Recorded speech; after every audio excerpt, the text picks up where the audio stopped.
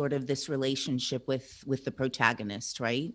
That the storyteller, the director, the writer, however you want to position yourself, the documentarian, has this very unique opportunity to be intimate in a way with people that and to tell their stories on film that is very, very rare. But what I'm most impressed about in terms of your work and in all of your films is your ability to sort of hone in on a character or two and really devote yourself to this kind of intimate portrayal where there is a subject matter involved, of course, there is the synopsis or the log line of what it's about. But what it turns into is this very sort of deep, trusting relationship where the camera, the apparatus of the camera, if you will, right, is this just sort of conduit between the way you can communicate. And in this film, you do something very interesting, and it makes total sense considering how long you shot with Manuela, these two women, and what they go through over the course of 10 years. And the very first thing, of course, we think of is that, or I think of, is that you've shot for a decade. You must have tons and tons of footage, maybe not, but probably. The first credit we see, of course, is for the editor, Marco Doretti, which is sort of, I think I would love for you to start to talk about this relationship with your editor, because you're an editor as well, and what your dialogues were like when you realized you would be putting together a feature film based on a decade's worth of work. What were your priorities? What were the areas of focus that were the most important to you? And if you could just share with us some of your conversations with Marco and how you decided to sort of tackle this and turn it into a very, very solid narrative that nonetheless moves through time rather quickly. It's nice that you ask about Marco, because nobody ever asks about him and the editor. And this film was made only by him and me. Mm. I had no cinematographer, I had no producer. I had a co-producer from France, but we were the team, Marco and I. Right. What I like about Marco, and the reason why I really trust him so much, is that he's the kind of guy who gets moved by films. And I like to build screenplays, to build film structures in a way to elicit emotions in the spectator. But I'm not the kind of person who get moved when watching a film. So Marco is my first spectator. And if it works on him, it works for everybody. Marco is someone who limits my need to be accurate in explanations. Marco is the kind of guy that, okay, the image works. Trust it, Claudia. It's enough. You don't have to explain too much. So it limits this need which I have to let understand people everything I want to say. Right. So when we started our conversation on the film, in the editing room, I just started from few scenes which I had already prepared because I wanted him to see what I was looking for. And then starting from there, we built the film. But our focus was one conflict for each scene, which had to be functional to the main conflicts of our characters. Mm-hmm. So every time we were going through the footage of a possible scene, we had to see if there was a conflict there and how we could put together the conflict. Then there was another problem. We had more footage regarding Daniela, the assistant of Manuela, and not much footage regarding Manuela because she was always in Rome at the parliament. So we had to find a balance. This is when we had only very different scenes, but we didn't have a frame, and we were asking ourselves how it could be possible. And I decided to screen the footage in that cinema to both characters, to both protagonists, in order to have their reactions. Marco was agreeing with my idea because it could work. We could settle the film right now, and we were free to go back and forth, go to the past and then come back to today's. But the film was set today. For me, this was very interesting because first, I could balance their presence because they were there together. Right. Second, I could exploit the privilege to have spent 10 years with two characters and have collected 10 years of footage. So we could interpret the past because the way how we are today is different from how we were 10 years ago.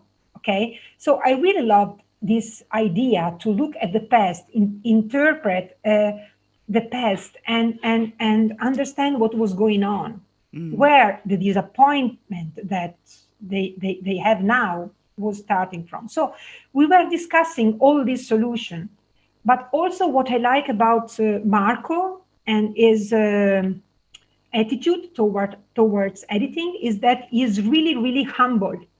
So at a certain point, we decided that we didn't have the right distance on the film. It was a too short distance. So we need to involve someone else in the process of the editing. So we decided to work with Menno Boerema, who is an editor who I really love and who unfortunately passed away last year. And it was a shock for everyone because he's really one of the most sweet person I've ever met in my life and a great professional, but the person is really what hit me. So together with him and Ika Calati, we tried to understand if the film was working for an international audience, because our problem was to be too national oriented, too self-referential maybe in the film. So Marco and I, we went through a process of supervision by Ika Calati and Menno, and they helped us in reshaping some parts of the film which actually were not working. In particular, the beginning and the end. The middle was just perfect, but the beginning was not working at all. So when we reshaped everything, then the film was done. But I really appreciate that Marco didn't take this as a lack of confidence in his work, but he took it as an implementation of our work, because at that point we were too involved in the film. So we couldn't see the lacks that were actually there. And this is something that we always do when we are in an advanced phase of the rough cut of the film. Yeah. So when the decision was made to have the two women sitting together watching themselves, you asked them, the initial discussion or the initial conversation we're privy to is that you're actually asking them to commentate, and they decline. You know, they say, we really won't commentate because this is your film. You know, they also give you agency to tell your story. And for me, that kind of sets up the whole understanding of the relationship, you know. So in a way, yes, there is a danger of being too regional, too local, too, you know, too Italian of a story. But the fact is that it's not. It's an incredibly international story, but in your case, you have these two dynamic women in the center of it, two ordinary people, as you call them at the beginning. But there's nothing ordinary about them. And to me, what is extraordinary is this alliance that the two women have, this deep friendship, where they both have somewhat common goals, but are positioned differently. One has sort of a national presence in the parliament, another very, very local. But then what's so beautiful, I think, and maybe you can talk about this a little bit too, is there is the story of the politics and what's happening, which is beautifully explicated and kept simple enough so that we can really easily follow, because Italian politics, like most politics everywhere, are there. It's like incomprehensible. And I commend you for making it so accessible and so understandable about what's at stake. But in terms of this notion of asking these women for commentary, you also have extremely intimate moments, particularly, it's Manuela, right, who is going through breast cancer, and Daniela, who's going through breast cancer. And we don't get a lot of their private lives, but we actually don't need to, because again, you're weighting these scenes between, but even when she's going in for treatment, she has these political discussions with the nurses, so it's kind of like politics is the lingua franca of like everyone and everything. Was that surprising to you that, or maybe it wasn't, but that each and every, I come from a country where so many people are detached from politics. They just literally, they have no idea who their representative is, who their congressperson is. They have no idea. But in Italy, it seems like politics is like the game that everybody comes to the table for. And everybody has an opinion, and everybody has a point of view, and everybody has a stake. So in the dramaturgy of the film, what were the kind of the decisions you would make to make us realize that there were these deep, deep fissures between people and the politicians with a capital P? Because we see these women go from trying to be useful and helpful and expend their energy and time, and then all of a sudden they become the other side. They become the enemy. If you could talk about that a little bit, because I actually think that's a very particular thing to Italian politics, if I'm not mistaken, particularly to regional politics. Yeah, well, in my region, we are very passionate about politics in general. Emilia-Romagna, our region, is a progressive, left-oriented, politically left-oriented kind of region. People are very committed, and we have a lot of association doing things for other people. We work for the community. And both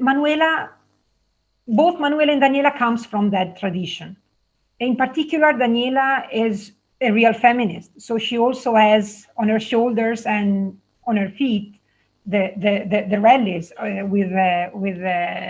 with feminists. So this is their background.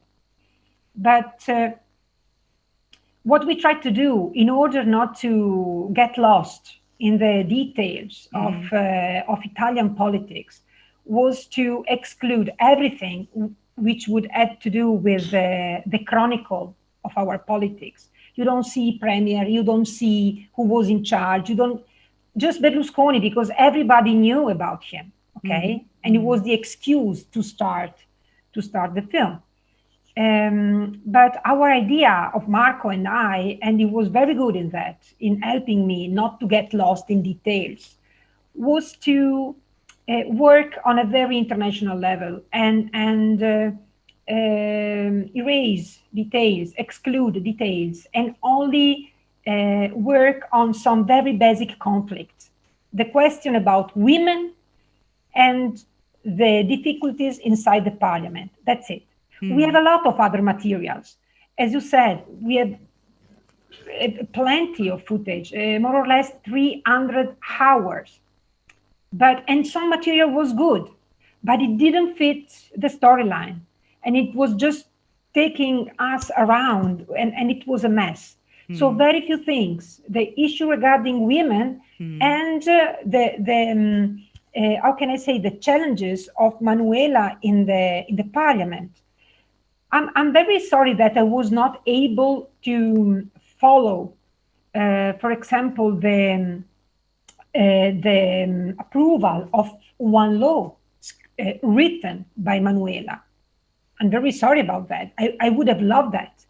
And when I tell Manuela, she says, of course, because nothing was working, because nothing was coming to the end. Everything was boom, like that. Of course, you can't have the whole process.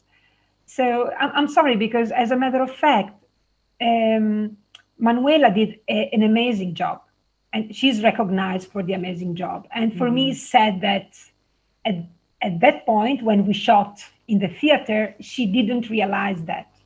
So when I decided to put them in front of the story of their last 10 years, my idea was also to be a sort of a mirror for them. I wanted them to see themselves from my eyes, like in the Velvet Underground song. Right. I'll be your mirror, something like that. So first, I put them in the theater for this reason, because I want them to see how I was looking at them. I also put them in the theater because at a certain point, when we had to close the film and I need some additional footage, they said, are you crazy? After 10 years, do you want to shoot with us again? You have 1 day. That's it. Do what you want, but it's 1 day. So I talked with Marco, and it was like, what should we do? And I said, Marco, I'm thinking to put them in the theater. So we have the frame. It's 1 day shot, so it's in the agreement. And maybe I can balance the presence of the two women. And he said, okay, let's try. And then we did it. And I decided to put the beginning when they are asking me what's happening, why, because they did not know why we were there. And since I really love when there is some authenticity of the character, when you can see the character not in a way how he or she wants to be perceived, but how they are when they simply are. I really love that because this is the experience which I have with characters. Okay, so I want the spectator to have a bite of that experience which I have. So this is why I have this beginning, which is also a good beginning to lead the spectator through the story. And you can understand, as you pointed out, the kind of relation that we had, which was very ironical, and it was sometimes not smooth, meaning that they were kind of kicking my ass sometimes. But it's fun because for me, they were some sort of, how can I say, adoptive mothers in the social and political environment. Okay, they taught me something, and something which my mother didn't do. So I would accept everything from them. So I don't know if I've answered to your question, but it was not surprising for me to see Daniela talking about politics in the hospital, because she's constantly talking about politics everywhere. So I knew that if I would go there, I would capture something. But then I was lucky because the two nurses who were on duty that afternoon are exactly the two nurses with which she's always arguing about politics. So it was also luck. And I'm happy I have that. But I didn't want to dig too much into the cancer thing because Daniela doesn't want to be classified as a person with a tumor. And actually, when she told me that she has a tumor, it was already over because she didn't want to be, she doesn't like the pity look of people. And but she wanted that story to be in the film, not too much, but to be there, because women have also to fight with cancer. And also, if there was more about cancer, that would be a distraction, a big distraction for the spectator, because I mean, it's huge. It's a terrifying thing that happens to a person. So I had to keep it not too present, and I had to use the key of politics in order to put cancer in the film. If there was no discussion about politics, there would be no cancer. Interesting. Well, you know, I think that their passions and their generosity, you know, their natural generosity, and it's also generational as well. I think, you know, women of that generation are tasked with being stoic and tasked with putting everybody first before themselves. And politics, or a career in politics, I would contend, should be a massive sacrifice. You know, I think for me, that's what makes them true politicians. But on the other hand, and again, I don't know if this is also typical, you know, regional thing, but they're also very cynical, because you're arguing with them about the value of what they've done over the last decade, and they keep pushing back at you to say, nothing's ever turned into action, or everything I've done for the last 10 years, Manuela says to you, has been futile, because now my belief in politics is kaput, full stop. You know, they both have this kind of pushback in a way, Manuela more than Daniela, because I think Daniela does feel she is making a difference, you know, because it's very local. It's one person on one person. You have this wonderful scene with Manuela, who is looking, you know, for Daniela and other people when she's in the parliament, and she's like looking all around for her comrades, and she's quite lost in a way. So the milieu within which they each work is quite different. It's not barbecues and canvassing. It's much more, as Manuela is, being a brilliant rhetorician, you know, a brilliant speaker, a passionate speaker, but in the context of Parliament, where you are arguing against, you know, someone who doesn't know how to argue. You know, she presents this like incredible argument and is met with this BS, you know, from a typical politician who doesn't even respond to what she's saying. So what does develop in that space, in your opinion, as an Italian, as someone who's politically active? And I think this is a question for all of us. When the fissures between the populace and the elected politicians, those people we put in office, what happens in that space when things break down as they do? And again, dramaturgically in the film, there is this very subtle build to this very disappointing conclusion after 10 years of fighting in certain ways. So how important was it to you?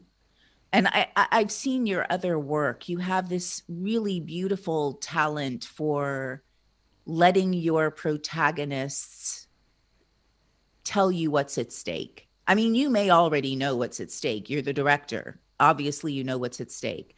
But it's the protagonists that are telling you what's at stake, you know, in terms of the wider picture, no matter whether we're in Bosnia, Herzegovina or Modena, you know, wherever you happen to be shooting. Is this an innate ability because you're such a good listener and a sensitive enough person to tap into that? Or is that part, do you think, of that training as a documentarian that you need to shed a little bit of your own ego and shed a little bit of your own identity in a way, to be able to let something play out led by your characters, led by your protagonists. It may not be what you envisioned, but it's very much having to do with how they see things. And I'm mentioning this because I see a lot of documentaries where the filmmaking takes precedence over the protagonist situation. And I know this must be, you know, artistically tempting, you know, but I feel when you have your camera in your hand, you are literally at the service of whatever is happening in front of it. Could you talk about that a little bit, and about dedicating yourself to making this kind of nonfiction, to making this kind of, you know, immediate sort of presence where things play out in front of your camera, where you might not have much control, and let yourself be carried by the story? Pamela, I would stay listening to you for hours instead of answering. Really, your interpretation is so. I mean, no, but I'm just saying this because it's rare. I'm sure you see a lot of documentaries. You know what it is I'm talking about. No. I totally know. I mean, I understand what you're asking me, and I'm glad and honored that you asked me. And because it has a lot to do with the reason why I make films. Yeah.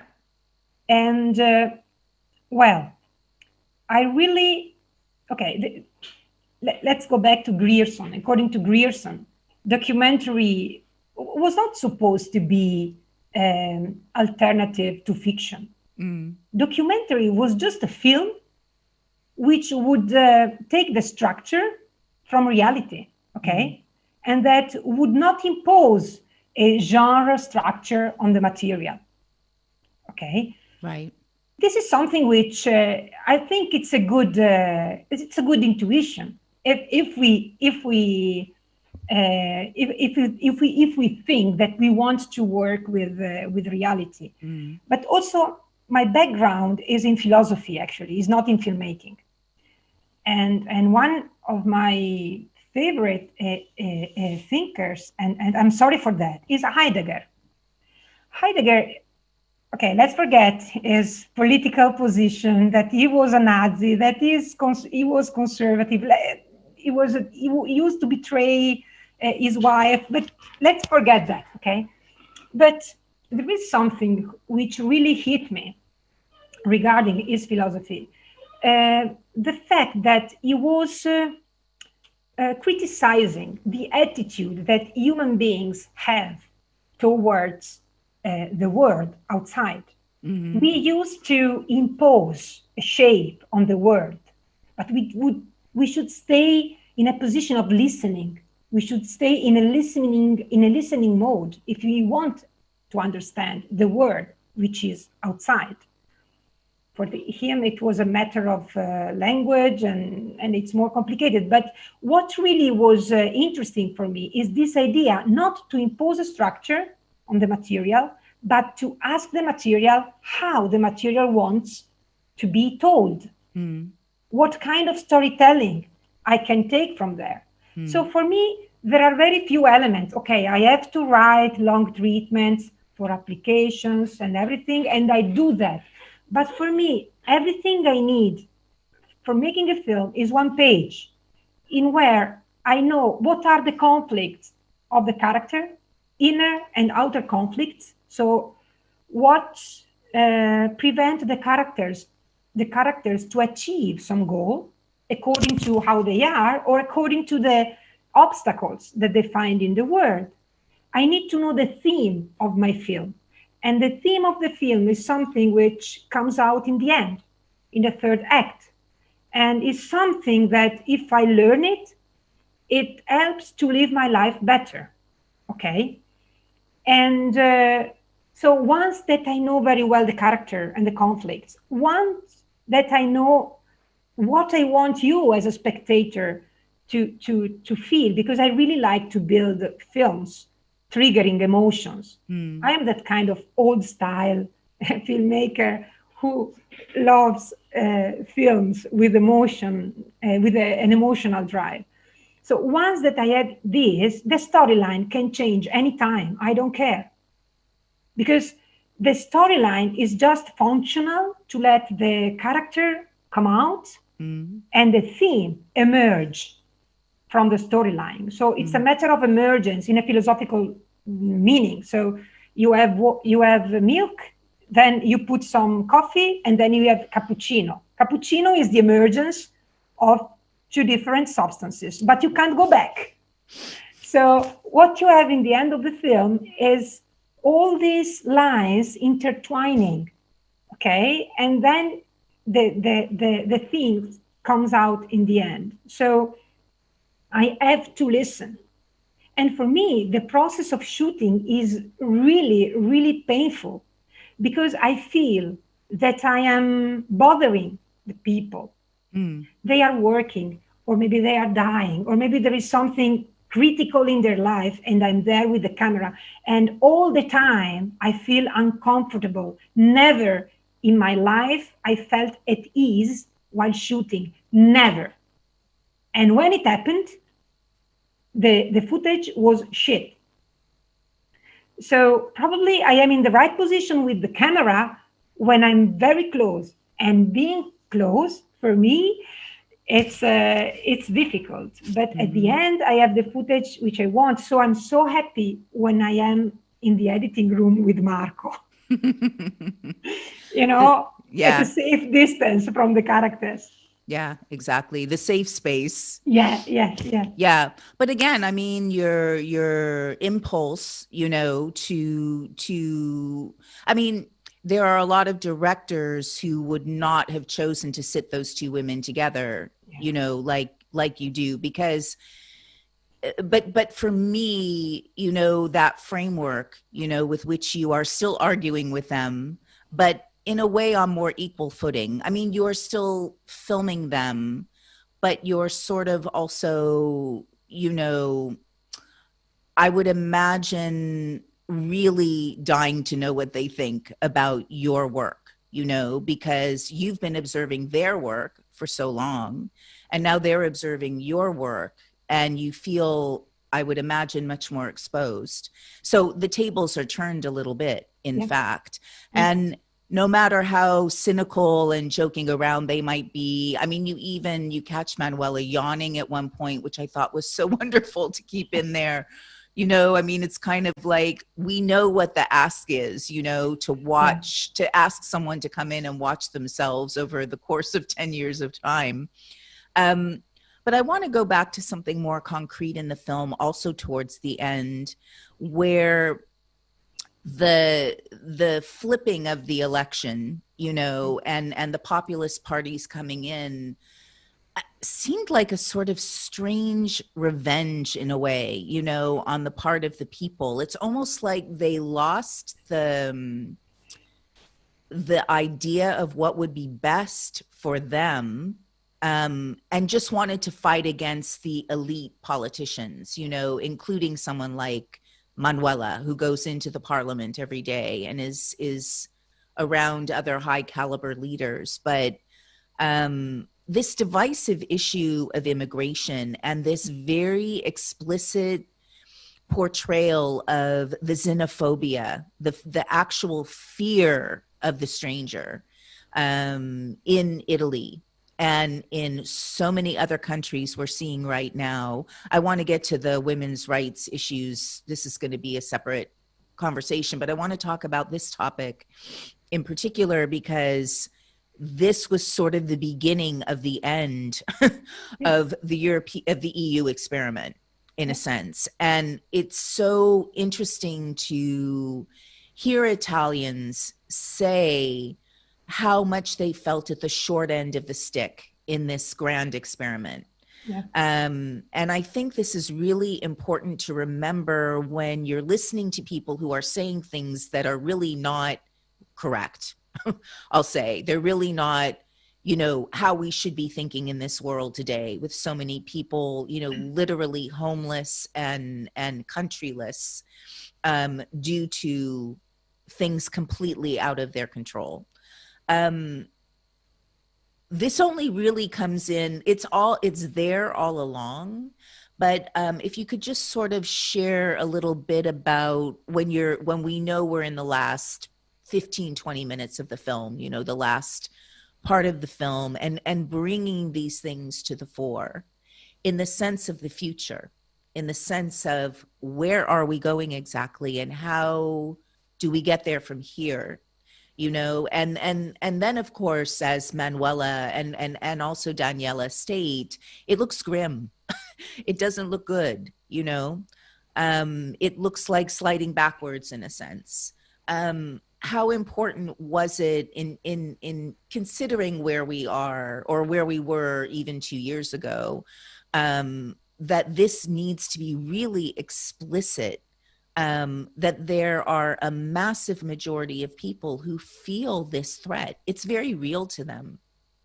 And no matter how you meet it with logic or this kind of way in which you want to, you know, you say you come from a region where you rely on one another. And then we see at the end of the film, it's almost every man, woman, and child for him or herself. And I think this is, I think this is so key and so vital to the way in which this film rather, needs to conclude itself. It's hardly a happy ending, but it is where we are. Well, actually, and this is a discussion which I had with Manuela, even after the screening of the film, for me, there is an happy ending. 90% of the spectators, they see the dark atmosphere, like a sort of apocalyptic atmosphere. But for me, there is an happy ending. And there is a lesson which I learned from this film.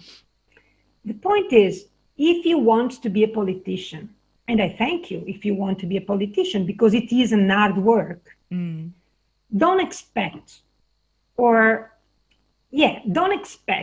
that the results of your work will happen during your mandate. Maybe your work is just to hand the baton to someone else who will have success. Who cares? But when you serve the community, you don't have to think of your personal successes. Of course, if I win a prize for a film, I'm more happy to do my job, okay? But maybe the value of my job will be at the end of my career when I will be dead. Who knows? Every day, I just have to do my best. Okay, this is the lesson which I learned. And this was something which I really wanted Manuela and Daniela to understand while we were together in the theater. Don't say that it's a failure because you didn't achieve anything which was really solid, okay? You were honest, you were great hard worker, you were not corrupted at all, and you fought until the very end. This is enough for me to trust politics. And today, to trust politics is a huge success, because when the citizen trusts politics, one of the four legs of the table, and the table is democracy, is working well, okay? Because a democracy is not to go and vote for an election. Democracy is people who know what they are doing, okay, when they go to vote. And here we have one problem that you hit a few minutes ago when you said there are politicians or citizens who do not even understand the argument, and you don't know how to argue with them. So we need a citizenship which is educated and who knows what to expect from politics. We need honest politicians, and we need to be working together for the community and care about the community. So when I trust the politician, you know, the mechanism can work. But if you don't trust politicians, then there is a sort of wall and we can't work together. So you're right, it was a sort of a vengeance that election, the result of that vote. A lot of people go to vote in Italy, go to vote to scold the party which they think have not worked well. It's okay, but the problem is that people who are in charge, people who are in the office, maybe they can, waste something which was good. I'm talking in terms of welfare. Yeah. Sometimes a party doesn't do the best work ever, but maybe there is a good welfare put in place, and who comes next? Erase everything, because there is the spoil system, So everything which is new destroy what others have done. So yeah, it happens. There is vengeance, but politics shouldn't work like that. So I had my hard time trying to convince Manuela and Daniela that they were an example. Yeah. That their adventure was absolutely a positive adventure. Valuable. Okay?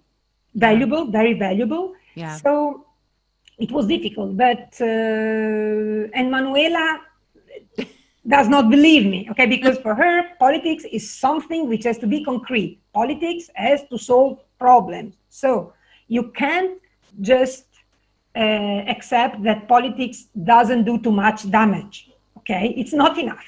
Right. So, but I really wanted this perspective, which I had to be in the film, and some spectators were able to catch it, like to grab it, like these women are honest, are good. Let's hope more people are like that. Maybe exactly, an old kind of politics, an old kind of way of doing politics, is that okay? There is no something similar to what was happening in Italy last century, okay? Now promises are for something to achieve the next day or in 10 days. There is no long-term kind of policy, okay? Right. So what should we do? We have to adapt somehow and make it better. But we can't refuse it. It's just reality. You can lock down yourself at home and say, I don't deal with that. You have to deal with that. Of course you do. Plus, there's always this sort of time lag in a way, I mean, there is, so Daniela calls herself and Manuela the last feminists, as if there's not going to be anyone to pass that baton to. And as you alluded to before, there is the fallout also of Berlusconi's reign, which was long and protracted, and cemented this kind of way of thinking, this kind of, as you indicated, philosophy, in a sense, of what a good Italian citizen should think or do. And again, I mean, I commend you on trying to play with the more subtle aspects of the Italian personality, because I would contend that, okay, as Italian as it is, this is a propensity, I think, in many other places. I mean, Argentina, Poland, USA, Slovenia. I mean, we're seeing this backward momentum, it seems like, of women's rights, of women's protections, shockingly, and having to fight these battles over and over and over again. And for me, this is what being a responsible citizen and a responsible politician might be, is even though the battles may seem to be going backwards, they need to go backwards in order to go forwards. It's this very unwieldy mechanism that we have to deal with if we want basic freedoms. It's like the fight for those, even though our idealistic selves want to believe otherwise, are never going to stop. Never, never, never. And I think these women, through their sheer persistence and through their sheer intelligence and through their sheer and humor, and the way they can perceive themselves in this landscape is really, really vital. And I think too, in a sense, it's this way of paying homage in a way to this kind of female energy that, to my mind, needs to be sort of imbued into almost every structure of our society. And again, this film for me really celebrates that. So however negative or cynical, or whether they're joking around or not, you sense somehow it's this kind of impulse to say, oh, you know, this is shit though, you know. But I think it's a self-protective mechanism. I mean, we all do that. I mean, you even said that at the beginning, you know, in a way about being a filmmaker. So I'm just wondering, in terms of, you know, considering your obsessions, considering your interests, considering your privilege in a way, in a world in which you can keep documenting these experiments.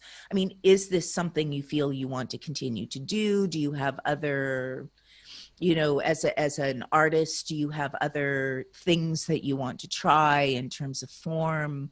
I mean, I think this kind of work you do, as I indicated before, is quite vital, but it's also woefully and probably perpetually underregarded about what level of difficulty it is to put together something like this. So I'm kind of curious, you know, to know, based on the success of what this film does and what it says and what it stands for, I mean, is this your position as a filmmaker, or are you finding yourself maybe ready to, you know, break out a little bit into some other kind of expression? Well, I think that in general, when I choose the subject for a film, or I decide to make a film, it's something which is at this distance from me. Yeah. Meaning that it's very close. Yeah.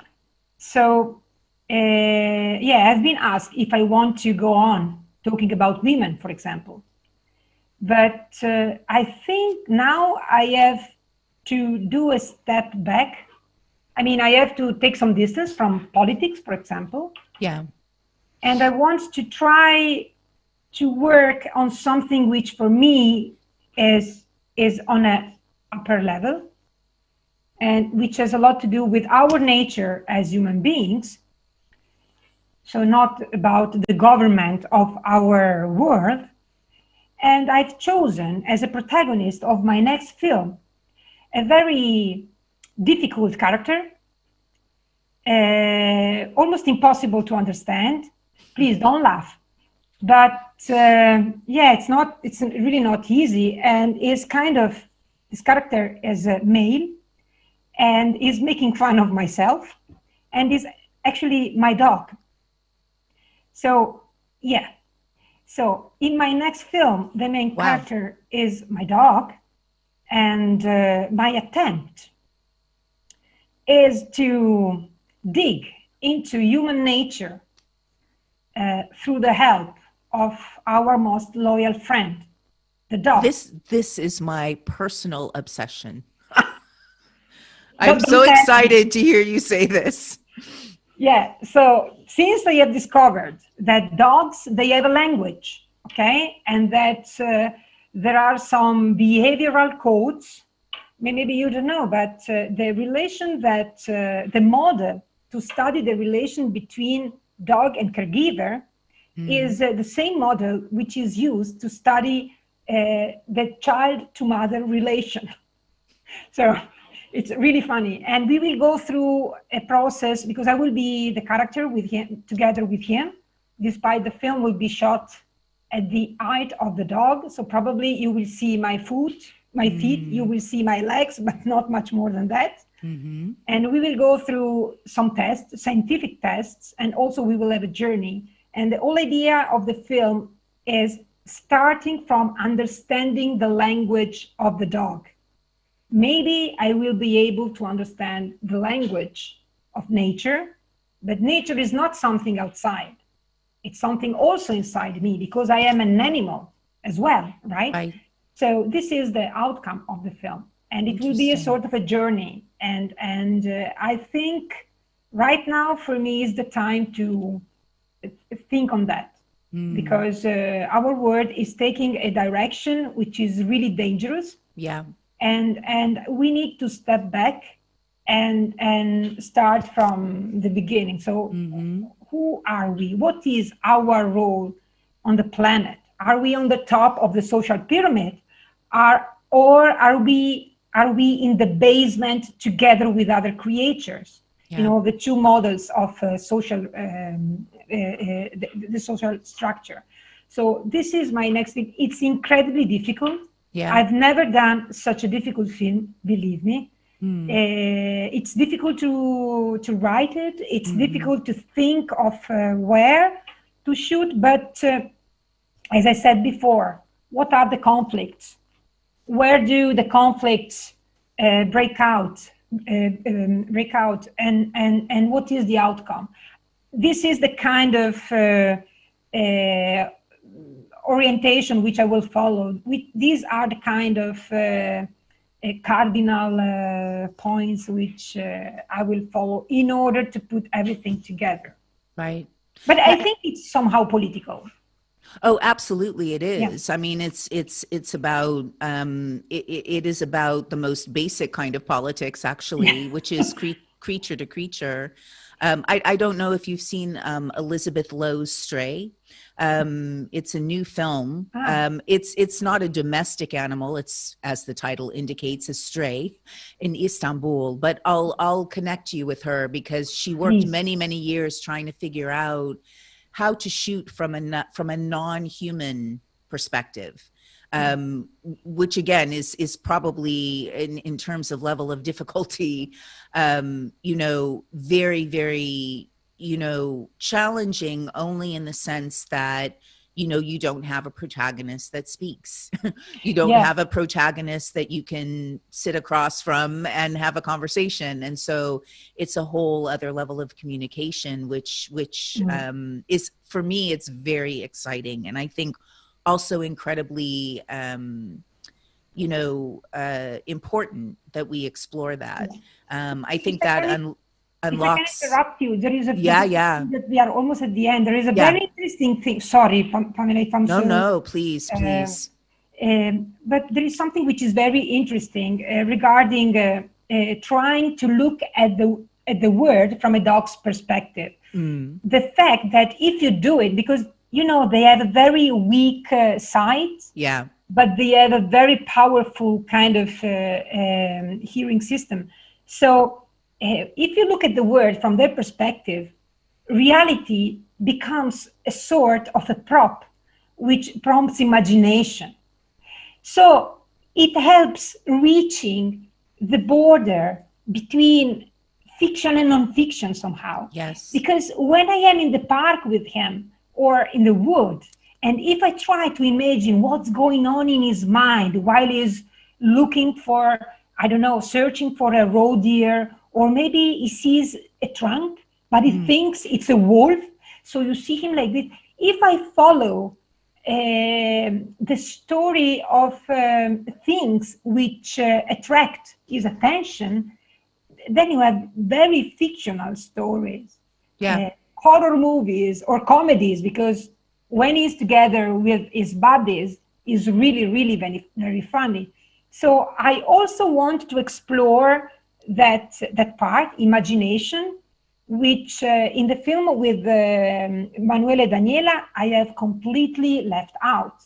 Here, I want to work on this, because you were asking me before if there were some new forms of expressions, which I wanted to explore. Now I want to try put imagination into the nonfiction film and see what happens.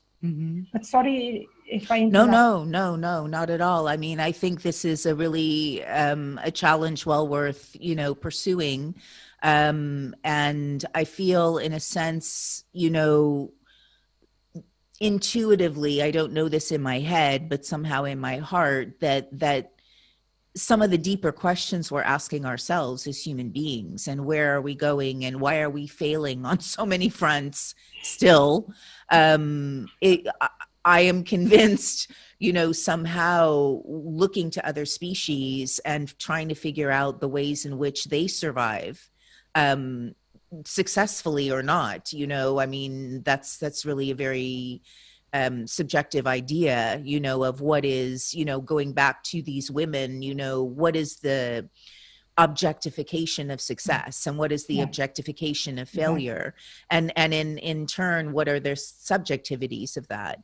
And again, I commend you with this film, and it was multiply awarded, so you hit something, you hit something in terms of that liminal space where expectation and reality collide constantly, and they collide for all of us all of the time. We want what we want. We're not sure about what we want, but we want it anyway. And so it's a way of figuring out, narcissistically how we get there. I mean, again, I commend you for sort of trying to search for that in between, which is so rarely portrayed. I think even in the most lauded documentaries. So yeah, I'm super excited to see what you're going to do with this project. I think it's important, aside from being on this superficially whimsical, I really feel like it holds a lot of value. Someone a spectator is asking if you've seen if you're familiar with the film Bully by Lee Hirsch. I don't know if you can see that question, but they're mentioning, so I'll read it to you. It says, a very deep and necessary film. What is the title? No. This is a question. This is a question from a spectator, but the film that they're mentioning is called Bully by Lee Hirsch. I think it's from a few years ago. I can't remember the exact year it was made. I remember it in some catalogs, but I haven't seen it, unfortunately. Yeah. So, I mean, anyway, the spectator that's writing in is just, sort of comparing your film favorably to that in terms of the similar kind of management, as I was just talking about, of expectations and effectiveness against all the obstacles and against the goals, your particular goals versus your protagonist's goals. So that's what we were kind of talking about in the beginning. Yeah. So anyway, I haven't seen it. Yeah. Once there was do you know Jacques Bidou, the producer? Yes. Once that we were working on a previous film, The Perfect Circle, he gave me a fantastic advice. And he said to me, and I always think about that when I'm in the editing room, and he said, Claudia, remember, first the character, then your wish. So this kind of advice is something, because sometimes, even though I try to let the story come from the character and come from the material, sometimes my wish is strong. Yeah. And I try to see something which maybe is not there. So this is a sort of warning. Be careful. And that's why I really like to work with an editor like Marco, because he's very honest. And he tells me, Claudia, you're going too far. You're pushing something, some meaning to come out. Let's take another way. So, I mean, sometimes you have very good intentions, but then what you do is not really respecting the intentions, and you betray them. But then I try to have a team which has a voice, and I listen, because I do so many mistakes. Yeah, but it's only through those quote unquote mistakes or missteps or whatever that you get to where you need to go. I mean, it would be impossible otherwise. So yeah, our time is up already. I could sit here and talk to you for quite a while more, but me too. Thank you so much for your time and your beautiful film, and your beautiful ideas and sharing those with us in this last hour.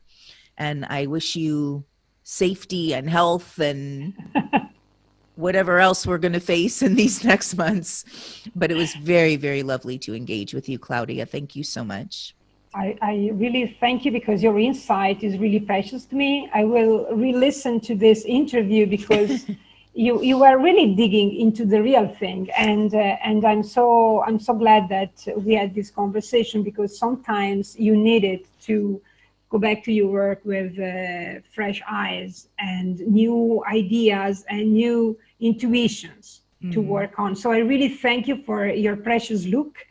And I'm glad that they invite you to have this conversation with me. And yes, I hope that you will be safe in Berlin. Yeah. Don't go to crowded places. Stay home, write your books, be safe, okay? Yes, that's the plan. And enjoy the solitude, okay? Thank you. Thank you. Take care. Take care. Bye.